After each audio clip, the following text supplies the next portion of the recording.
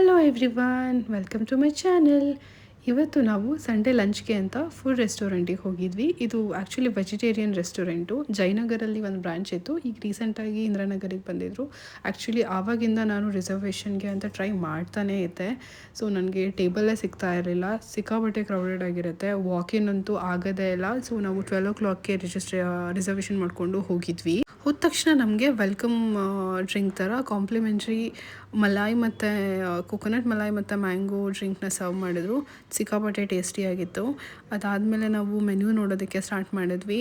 So actually ನಾನು ಯಾವುದೇ ರೆಸ್ಟೋರೆಂಟ್ನ ಟ್ರೈ ಮಾಡೋಕ್ಕೆ ಮುಂಚೆ ಅವ್ರದ್ದು ರಿವ್ಯೂ ಸೆಕ್ಷನ್ ನೋಡಿಬಿಟ್ಟು ಯಾವ್ಯಾವುದು ಫೇಮಸ್ಸು ಫುಡ್ ಇರುತ್ತೆ ಅಂತ ಹೇಳಿಬಿಟ್ಟು ಮೊದಲೇ ಡಿಸೈಡ್ ಮಾಡಿಕೊಂಡು ನಾನು ಆರ್ಡರ್ ಮಾಡೋದಕ್ಕೆ ರೆಡಿಯಾಗಿರ್ತೀನಿ. ಆಲ್ಮೋಸ್ಟ್ ಜಸ್ಟ್ ದಟ್ ನಾನು ಮೆನ್ಯೂ ಚೆಕ್ ಮಾಡಿದೆ.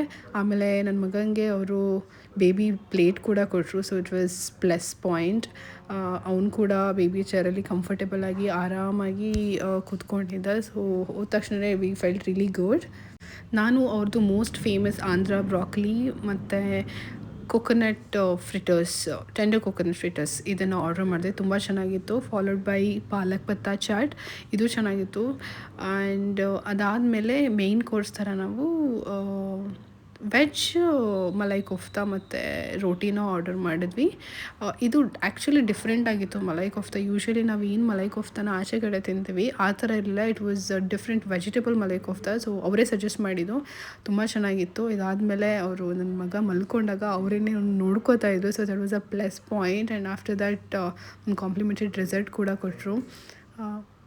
ಅದಾದಮೇಲೆ ಬಿಲ್ ಬಂತು. ನಾನು ಏನಿದು ಅಂತ ನೋಡಿದ್ರೆ ಒಂದು ಬರ್ಡ್ ಜೊತೇಲಿ ಒಂದು ಗೂಡ್ ಬೇರೆ ಇದೆ. ಅದ್ರ ಜೊತೇಲಿ ಬಿಲ್ನ ತೊಗೊಂಡು ಬಂದರು.